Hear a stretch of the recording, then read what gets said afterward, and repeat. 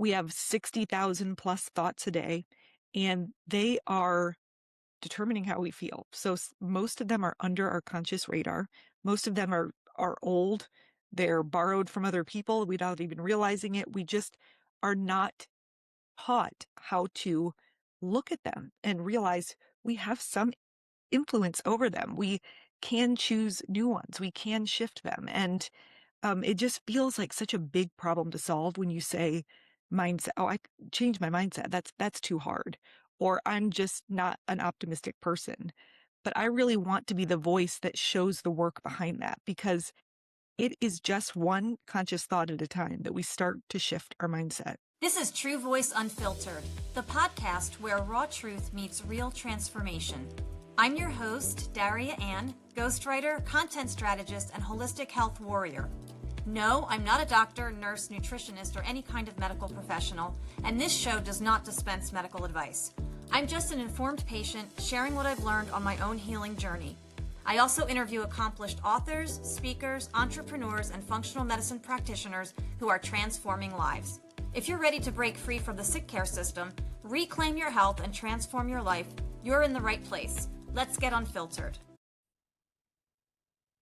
Hi, and welcome to episode 44 of True Voice Unfiltered. I'm your host, Daria Anne, founder of True Voice Writing Services, ghostwriter, content strategist, and author of the best-selling book, My Escape from the Sick Care System, a guide to overcoming PCOS, Hashimoto's, and autoimmune conditions with functional medicine, available in Kindle for 99 cents or paperback for $14.97.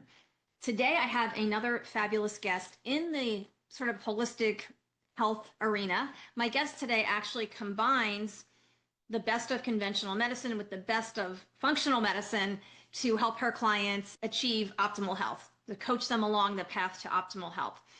She herself has overcome a diagnosis of MS, and drawing on her background as a pharmacist and some extended education that she received, she does these online coaching programs where participants get support from everyone else in the group and Amy, who I'm going to introduce here in a moment, and really get the assistance they need to achieve their health goals.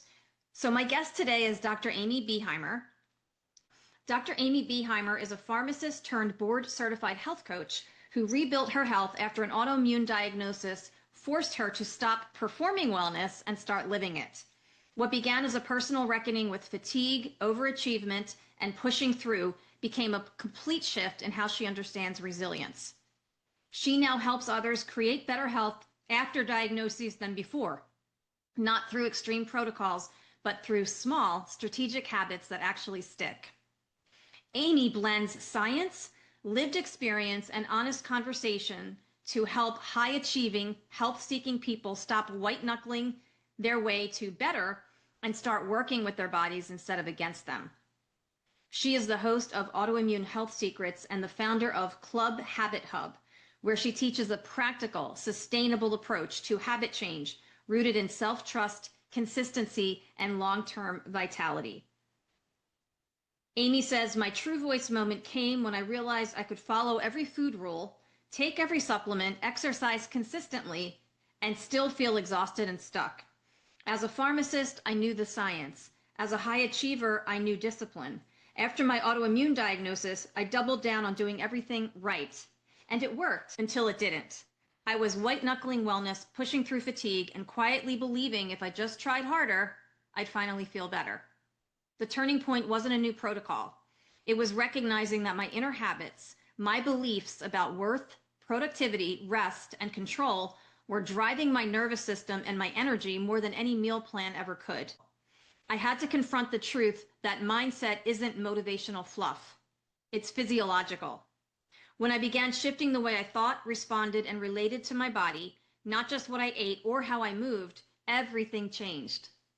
That realization reshaped my career.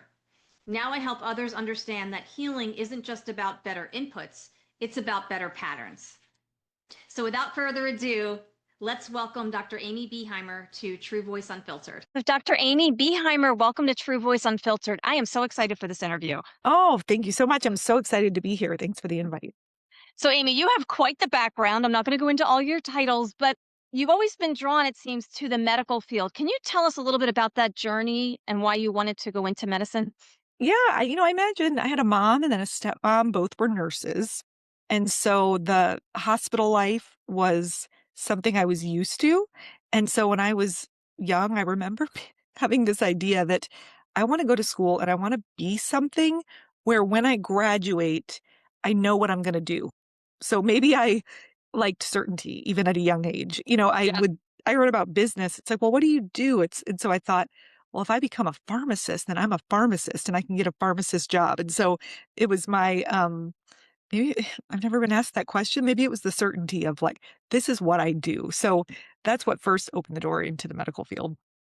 That's awesome. We have a couple of things in common. My dad was a general and vascular surgeon, and my grandfather was actually a pharmacist back in the days when it was like a Oh, corner drugstore and he used to make his own medicine. So so cool. that's really cool. And my dad, just say this really quick, my dad was actually on track to become a major league baseball player, but he injured his shoulder. And he Wow. just kind of like he made this conscious decision. Well, he was very smart, and he's like, I feel like I'm always going to need to take people always get sick, so let me go into medicine and I can help people. So that was like his backup plan. Well, and telling my age a little bit, it wasn't always pharmacy. And I went to University of Georgia, and it was the first year they were trialing an online application. And I actually went to click on the drop down, which drop downs were new. And I'm like going down to undecided and I see pre-pharmacy. I was like, I could do that. And so I'm always, love finding the happy accidents that happen. And you look back, you're Exactly. like, oh, thank goodness. Serendipitous. Yes. So, Amy, we have something else in common, autoimmune. And I want to ask you though, because I've been on your website and kind of, discovering more and more about you. And you've said that you were doing everything right and still not feeling well. So, what was the moment when you realized the problem wasn't your effort, but your inner patterns? I'm very intrigued by that. Yes, and when I say everything right, specifically for me, I felt like I was eating in a quote unquote perfect way. Now, gosh, I know there is no perfect way.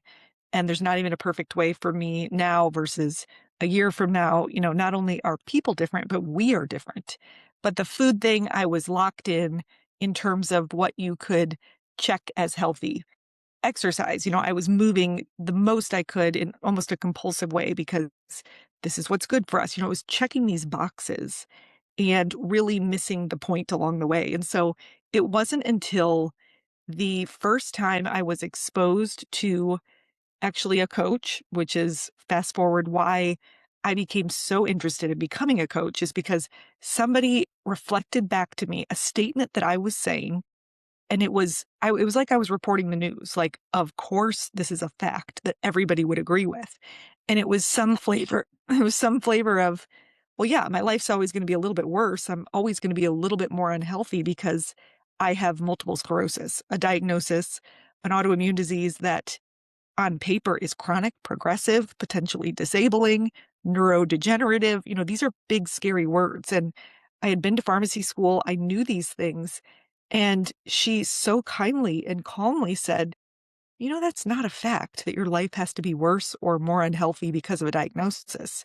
It's like, I guess it doesn't. But if I choose to believe that, I will create that. And so that kind of broke my brain open into the world of how our thoughts and feelings impact what we do or don't do, which determines our experience in life. And so a very subtle shift of it's possible my life doesn't need to be worse took me from utter fear to curiosity and hope. And I started trying new things, learning about my mindset, and started to really take control of my feelings and not, feel as if they were being handed to me outside of my influence.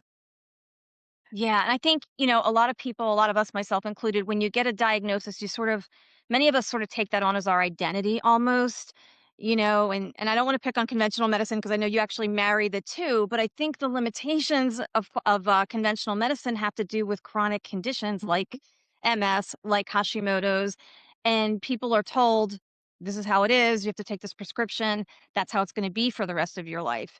And Yeah. so I think we really have to kind of fight against that. So um, How did you sort of make that transition into including functional medicine in your toolkit, sort of expanding? Yeah, so absolutely always talk about I do take the Western medicine uh, option for multiple sclerosis, which is a disease modifying therapy. And I like to say there's a synergy between the two. And so, like I said, I still wasn't feeling great. I still wasn't feeling healthy. And so I went back to school, really dug into functional medicine as a alternative, as a complement. I think there's a synergy to it. And as I was about to set out on the path to become a practitioner of functional medicine, which is the person who's going to order labs and, help you choose supplements and medications, they opened a coaching academy through the Institute for Functional Medicine. And I was like, wait, this is a sliding doors moment of I could actually help people make changes that they wanted to make. I could actually be with them in those hard moments.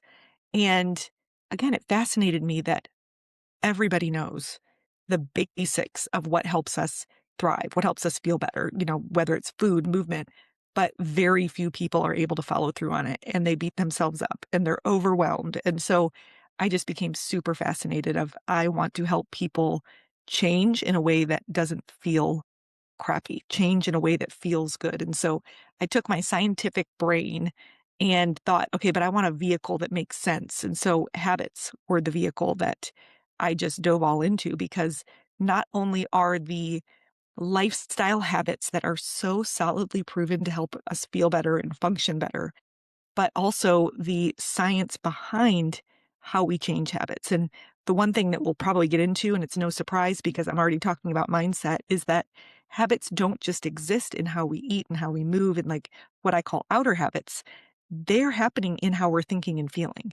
That's habitual. And so I felt this confidence when I was getting started that we could apply that same strategy to how we're thinking and feeling, which for a lot of us with autoimmune disease, it's our thoughts and feelings that are compounding and exaggerating and adding to the suffering of whatever physical things are happening. Yeah, I want to delve into that, Amy, for sure. I want to ask you though, because it's funny because I think people now are very confused. Like we have the internet and it's wonderful. We have social media, we have podcasts, which we're doing right now. But I think people are so inundated with information, especially if you've just been diagnosed with an autoimmune condition and you hear all this conflicting information. And I just want to say, like, I take prescriptions. Like, I'm not against prescriptions. I take low Yeah. dose naltrexone to balance the Yeah. immune system.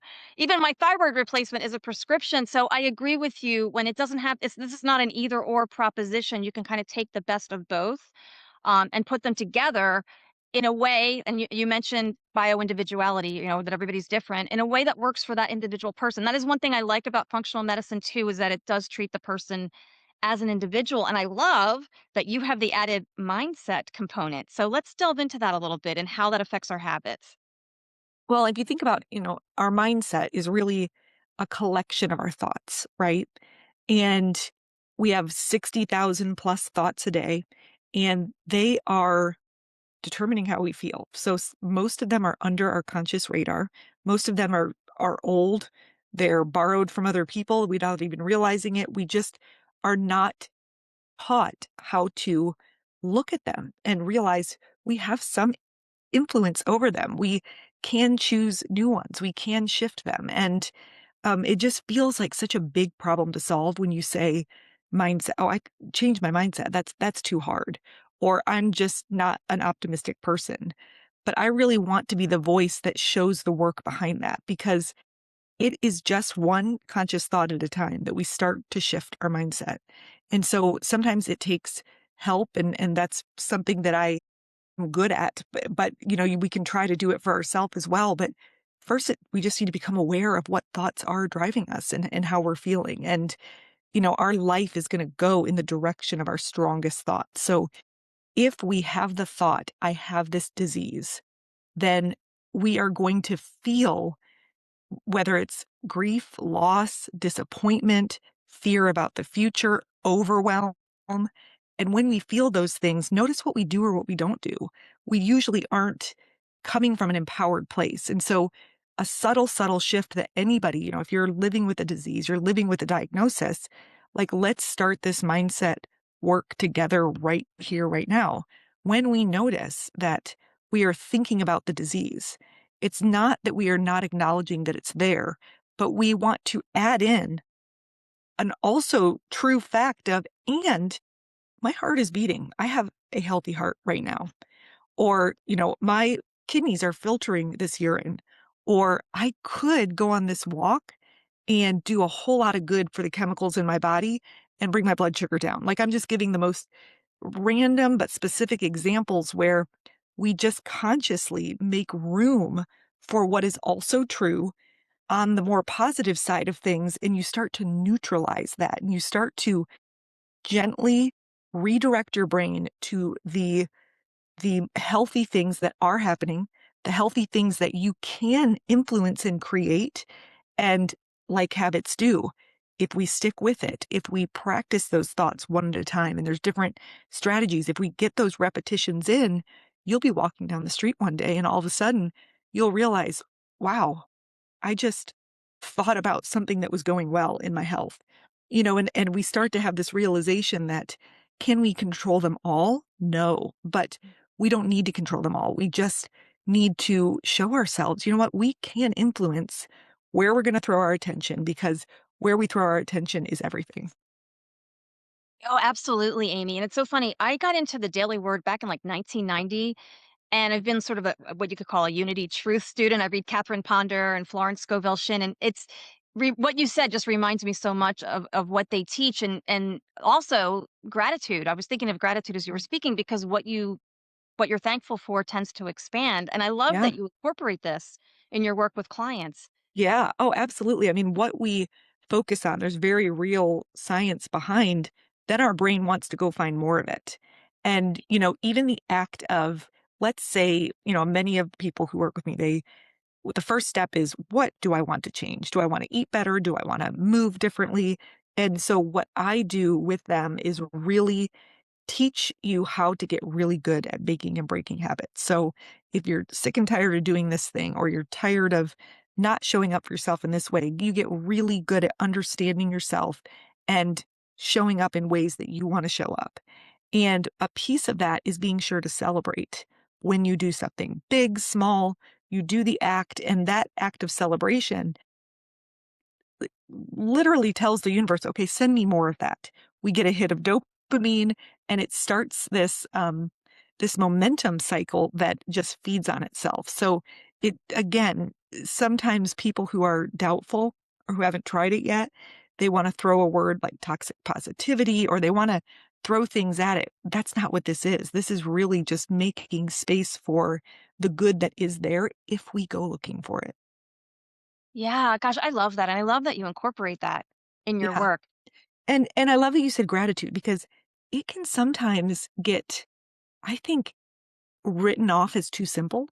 People are talking about it so much that, okay, yes, a gratitude list, but if you really have, I really done it? If somebody says gratitude doesn't work, or if somebody thinks that gratitude doesn't work, have you really made it a habit? Have you really given it a chance to work so that you can let it impact you? And when when I am working with people, you may think of, okay, what's my habit goal? To eat less sugar, let's say. But, other habit goals that are on the table, any feeling that you want to feel more, and any thought or belief that you want to naturally think and believe, those are habit goals too. So, for instance, gratitude, I mean, we can set that as a goal and go after it.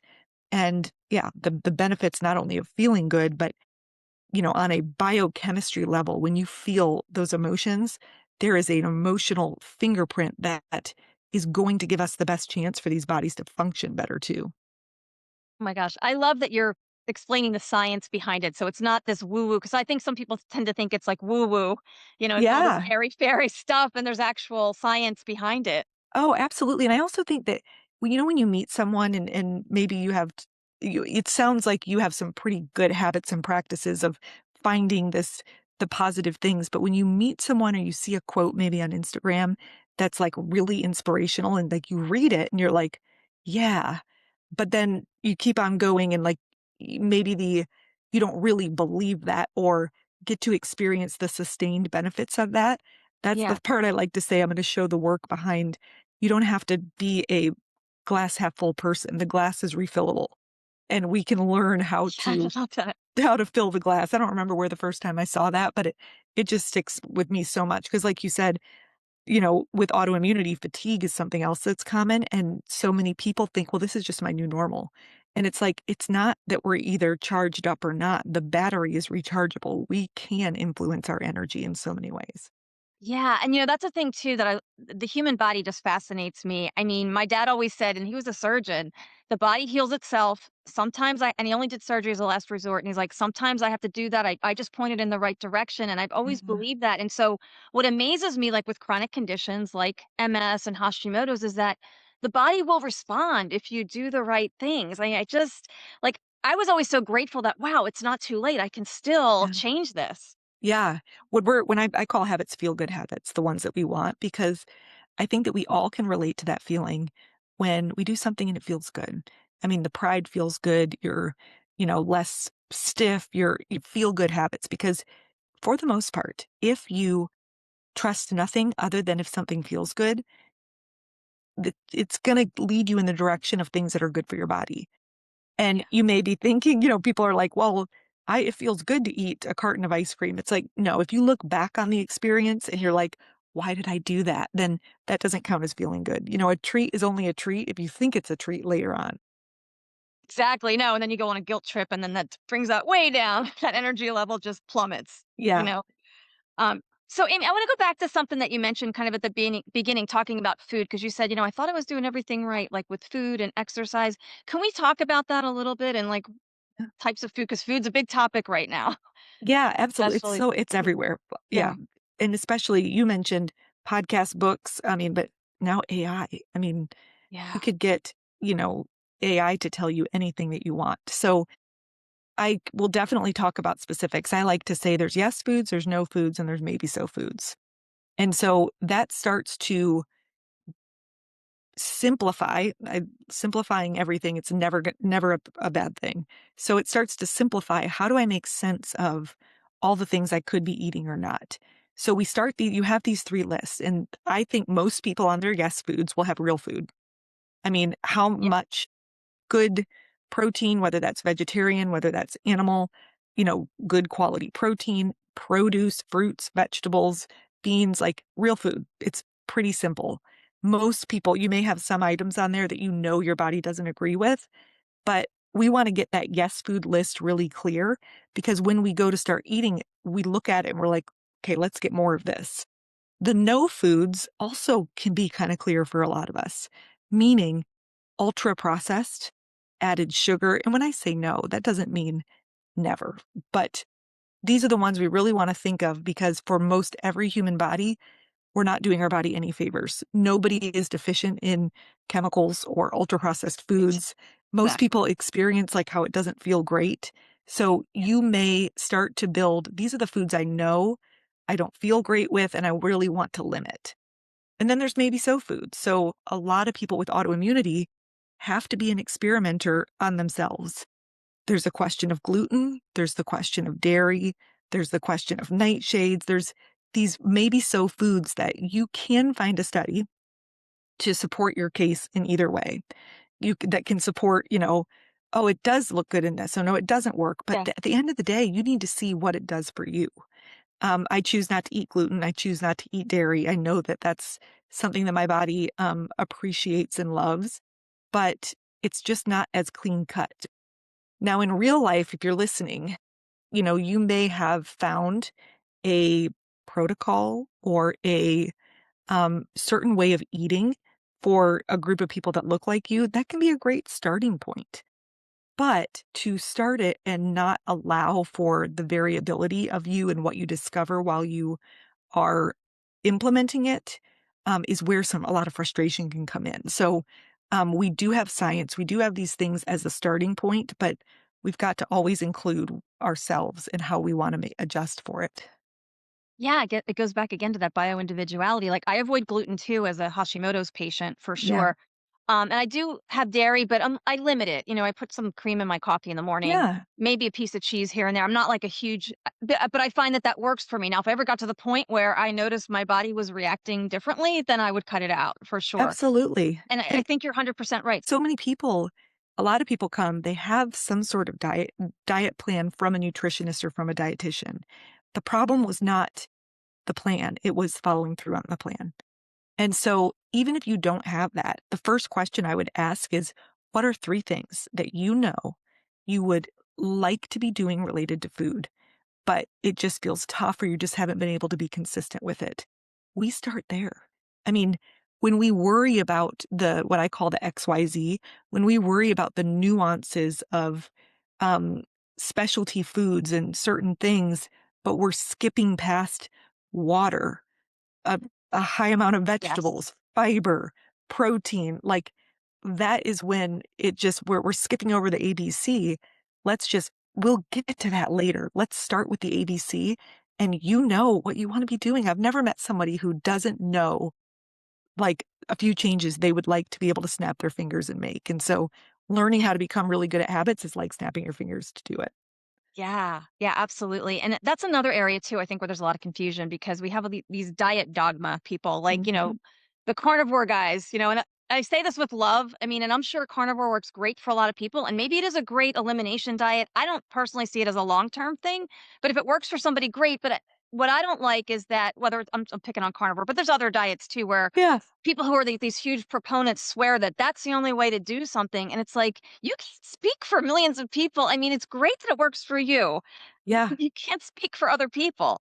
No, you can't, Uh, and I yeah. help people create what I call their feel-good food protocol. So, again, there's that feel good in there because we're gonna use it as a marker if it should be on your protocol because, again, if you feel like the way you're eating, you're just counting down to 30 days or until you get to go back to some other way, then that's not gonna be sustainable, and so we need to make those changes in a way where we're not rushing to get through it because we get to do this for life. If we look at health as something that we have to kind of muscle through to get somewhere, we're going to be thoroughly disappointed because we're going to get there and we're going to realize, oh, I just need to keep going.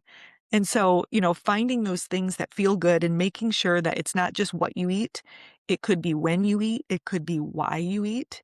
So, Mhm, a huge piece of habit change is really breaking down the cravings and um, whether it's, fog eating or storm or binge eating, that's mhm. where emotions come in and back to mindset. What are we thinking and feeling while we're eating? That's all the mindset work that comes into it.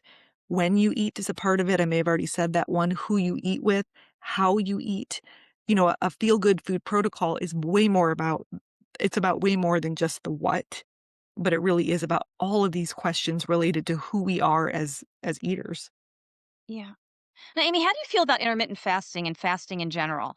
It's funny you say that because right now, so I've experimented with all of it. I've done the 5-day fast, I've done the 24-hour fast. I intermittent fast now and have for years, for about 14 to 16 pretty consistently. My body loves it. And I have had some experts and some women's health dietitians. Like I've had them into my group to talk. And it's so funny because so many people, you hear the recommendation that you need to be eating within a certain amount when you wake up. And I'm like, am I being like, do I have a blind spot? Would I feel better? Because I feel really good. So I almost feel like it needs to be an experiment to eat, but I actually really love, having that long break. Yeah, I love it too. And I find I put at least 4 hours between my last meal and when I go to bed, and I sleep so much better. I try, it's so It's huge for hard. sleep. My Yeah. he's has a big project at work, so slowly over the last year, we've gone from eating at 6 to 7 or 8, and what I notice and, one of the, beautiful things about I have a framework and in the club, we kinda work on these 6 different areas of lifestyle, and it's called the Habit Hub because it's a hub. And so when one area is maybe less than ideal, it's likely maybe you're giving attention to another area and balancing. So I say to my husband, the sleep and the food, I'm eating way later than I want, but I'm eating dinner with you. So like that connection piece, which is one of the areas, Sure. it tends to, but yeah, I agree with you. And I love the flexibility though that you have because this is real life, you're That's dealing with real. real people, not this is not a Yep. perfect world. So, Yeah. yeah, absolutely. I love that. And I think, we live in this culture of, just go get them, just this powerful, this culture where we're supposed to be achieving and doing. And I think that's part of the problem why so many people don't take the time to actually be, getting back to what Yeah. we're talking about before. Yeah. How did your autoimmune diagnosis change that for you? Like, how did that force you to kind of look at productivity and pushing through and all these things that we've been taught in our culture? We know with autoimmune disease, it's a lot of women and it's a lot Yeah. of, we have succeeded a lot in our life and we carry a heavy load. So I'm 41, almost 42, and I have gone, gone, gone, go, go, go for most of my life. And even now, that is the habit I slip into is go, go, going. But part of how I handled that was this creation of this framework, this habit hub that I mentioned was out of complete necessity. One of the areas is R&R, rest and relaxation. So again, I was seeing that I was prioritizing movement and food at the neglect of rest and relaxation, because rest and relaxation isn't just sleep. It is feeling rested. It is, for me, slowing down. And so my past couple years, I have really been leaning into taking the R&R habits, the focus. We do it in a balanced way where we go through each of the spokes of the habit, um, twice throughout the year. And so I take those R&R months serious. I look at what restful habits do I want to build in that become non-negotiables. And, I'm a few years in and I'm getting good at it. So I am starting to feel like, wow, I'm embracing slowness, which is a mindset that I have been working on, very diligently, planting those seeds of belief that, you know what, slow could actually be better, and getting those repetitions of, slow is okay. Slowing down. I know it's different, Amy. This is me talking to myself. I know that it's not normal to build in these margins, but it's okay. And so it's really been paying me back lately, this process that I've had to create and live, because now I really am seeing how slowing down is just giving me so much peace. Peace is probably the best way to say it. Yeah. Oh, that's awesome. And I think it actually makes you more productive too when you're Oh, rested and you take that hands time. down, hands down. And people will say, like, stress, it's just normal to be stressed. It's not normal. And Yeah. and let's not worry about not stressing, because that's hard to do. Instead, what restful habits can we build in? Because they are stress's kryptonite. If we know that we are going to be inserting these things that truly help us feel rested, and you and I could have completely different things that help us feel rested. So we're back to that self-trust piece of, we can't just do something. Okay, meditated, check it off. We have to find the things that our body registers as rest, as safety. And so it can take some experimenting. Again, that's going to be a theme, experimenting to find what are the habits that when I do them, I feel rested. And for one person, it may be a TV show. I'm raising my hand because I love a good TV show. I have people in my group that are like, oh, I get sucked into the TV and I always feel worse. That's not what they're going to choose for their rest. Yeah. No, absolutely. It's such an individualized thing. And I think it's been so ingrained that we always have to be doing something, achieving something, producing something, that it Yeah. really is hard to change that mindset. Yeah, it really is. So, and for me, and I know some people too with meditation, and I know this myself, sometimes it's hard for me to like sit down and just be quiet. So I journal a lot, and I'm a writer. So, yeah, that kind of works for me. There are times when I'm okay, I can sit down for 15 minutes and do a guided meditation, but some days that doesn't work. So I just focus on saying my affirmations out loud or writing them in my journal or writing out in the morning like how I want my day to go, like affirming a great Yeah. day in whatever form that takes. So I love that we're talking about how it's going to be different for different people because I think sometimes people feel like, oh, I can't meditate. I can't do that. But Yeah. there's other ways you could do, other things you can do. Yeah, it's wild. My husband loves building fires, and, he's from Colorado, and he's spent a ton of time outside and also did that. I wanna meditate, and I said, "You know that there is something called fire meditation, flame meditation, which is looking at a flame and seeing what passes, just this calmness. And he's like, well, I can do that. And all of a sudden, the only shift was he gave himself credit for doing something he was already doing. And he was proud and he felt more relaxed after it. So again, it's finding what works for us Yeah. is life changing, especially when we can just trust that our body's going to tell us what feels good. Yeah. Now, Amy, I want to address sleep for a minute too, because can you explain what the body's actually doing when we do get good restful sleep and why it's so important? Yeah, I mean, our brain health, I mean, it's kind of like taking out the trash. It is our time of the day to really um, let our body get rid of the waste that has accumulated up all day. The other thing that is so good during sleep is that it's when our body repair systems can come in. And so if we start cutting those hours short, a little bit here, a little bit there, then we really are missing out on that vital time. And so rest and sleep is not a luxury or a nice to have. It truly is a part of our body's mechanism to be healthy just as much.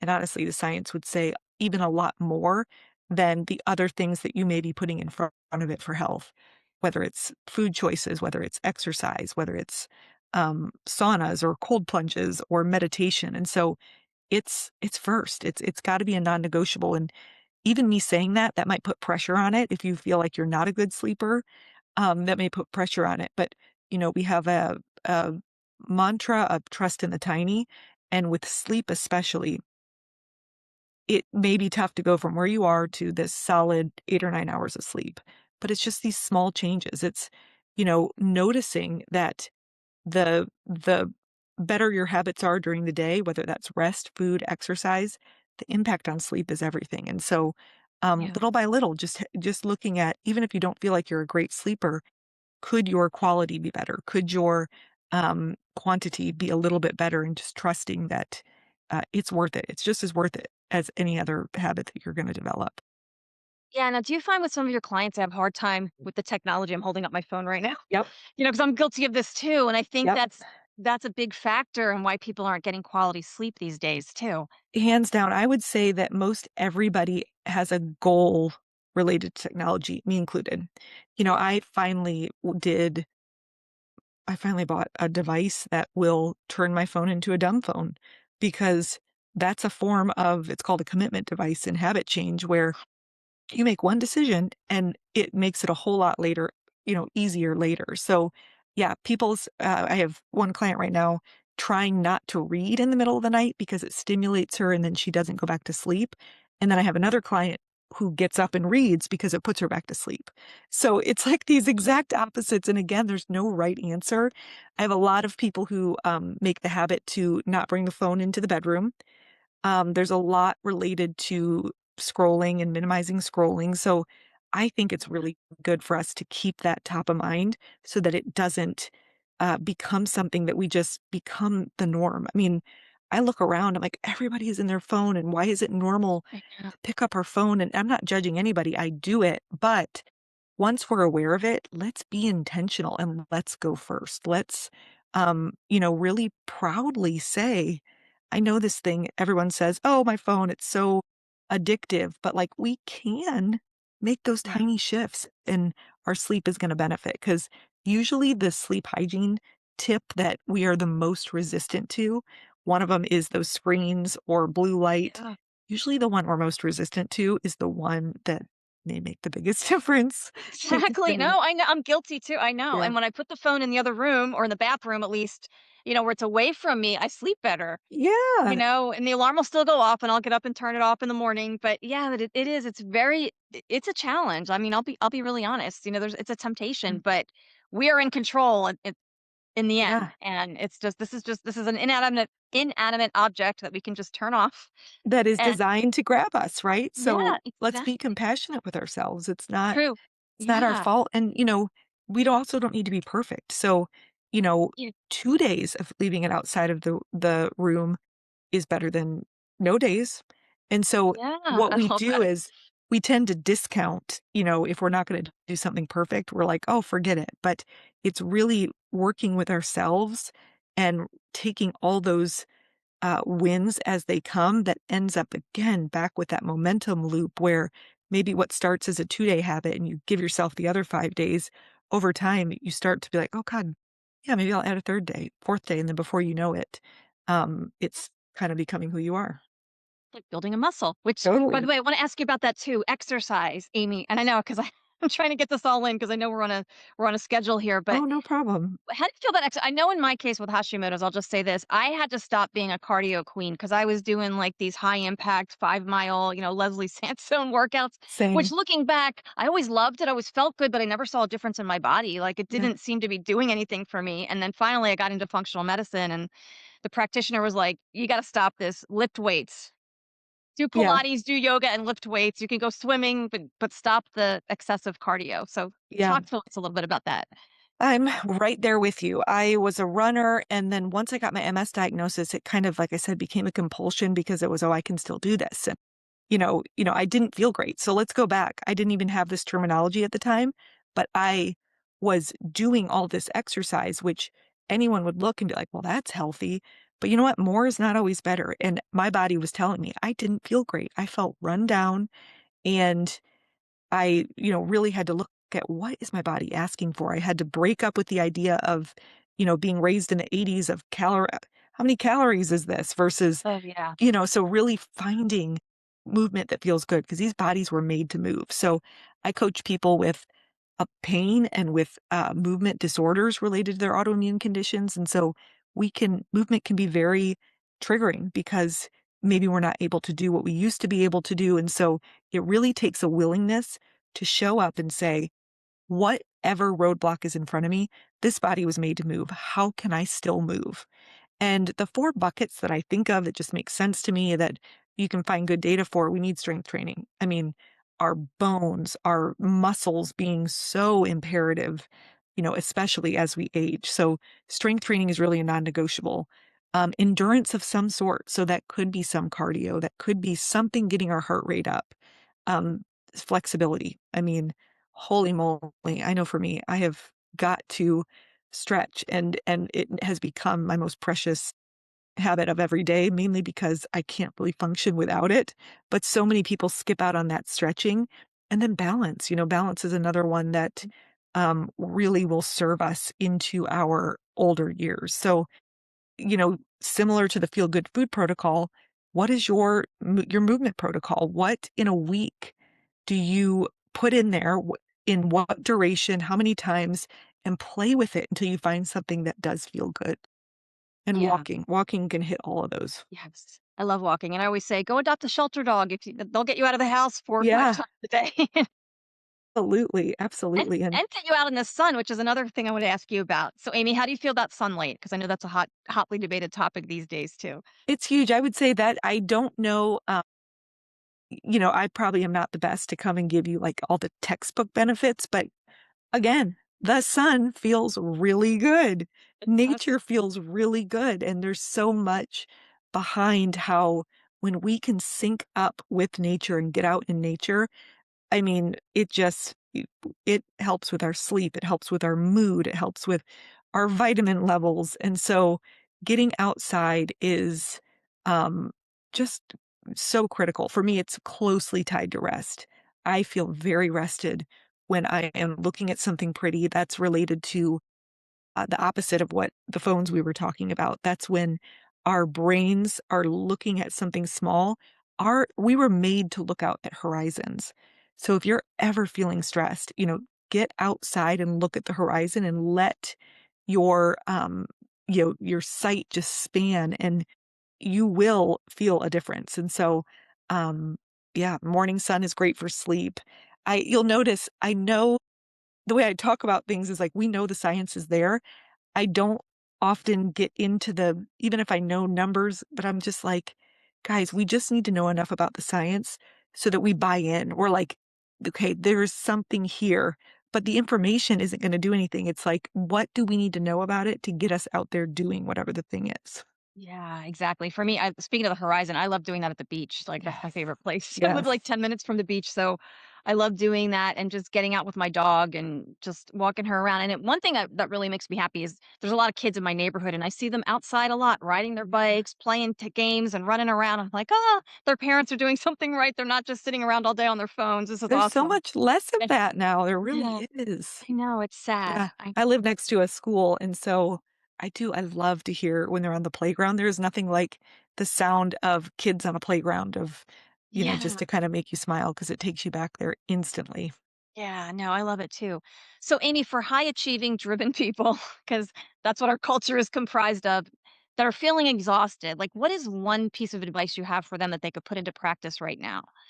I would say this is you know, overwhelm is the emotion I'm grateful for because it brings people to me, I would say, but Yeah. that doesn't mean I want anybody to feel overwhelmed, but overwhelm is the one that we can take control of real quick.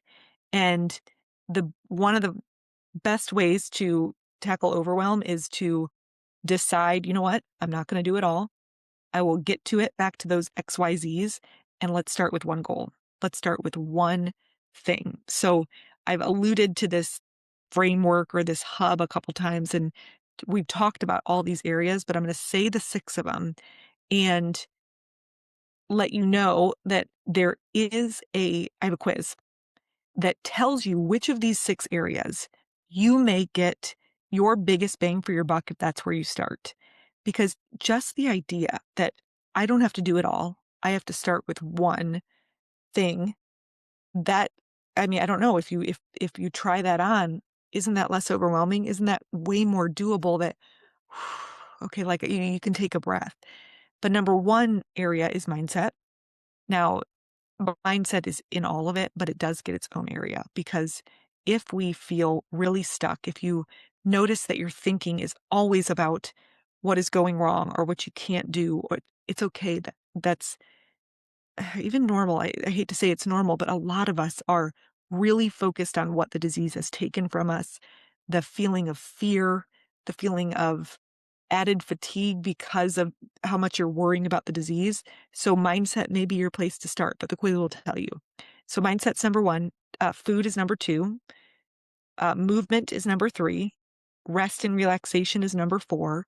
Connection, relationships, so vital. What we're doing here, that's number five. And then number six is good stresses. So that could be like fasting that we talked about, hot and cold, even cognitive good stresses or emotional good stresses. So that one's the one that not many people are talking about, but just the fact that you could set a goal and to learn how to go after it, that's a good stress that your body will like the challenge. It's like the idea that we could do something hard for the benefit of getting stronger on the other side. So my if you're out there and like you are overwhelmed, you are tired, give yourself permission to start in one place. Start with one lifestyle change that you have a hunch could help you feel good. And again, stick with it until you do make yourself proud that you were able to do it and get the resources. Reach out for support that you need because when we start to get that momentum, then that builds up our confidence to keep going and we can start to see these wins start to pile up. I love it. I love your approach to all of this, Amy. So, I know you have two options for people that want to work with you. I think you have a group setting and then you have one on one. Can you talk to us a little bit about that? Sure, most everyone the group is just I just love the group is amazing. It's called Club Habit Hub. So matches up with our Habit Hub because we get really, really good at changing in a way that doesn't feel like crap. We get good at deciding what habits do I want to set? How do I follow through on them? How do I keep going? It's balanced. We're not in a rush. We do these things one at a time and you have the support. You have me as your coach. You have a community and you have a curriculum. Those are the three pillars. Um, and again, it's this human support. We don't need more information. It's how to actually integrate it and follow through and take it into your real life. We talked about real life. Everything is created not to spend a bunch of time on a computer learning things, or it's really to get a piece of information that you're going to go implement. and put into your real life and just to have the support to do it. From there, from the group, if at some point you're like, man, I'd really like to try one-on-one. I do have some one-on-one, but for the most part, the group is just the best. Nice. Like I said, I had to create it for a way to live this life ongoing, and so, that's the thing. My clients really feel that I'm doing this with them, and so it's a, beautiful place to be if you yeah, if there's a now's the time to really shift this direction from, oh, my life is really dominated by this disease," to, "No, I'm gonna do what I can to, live and feel and function at the best I possibly can." I love it. Now, anybody with an autoimmune condition can join. It doesn't matter what Yep, they're dealing with.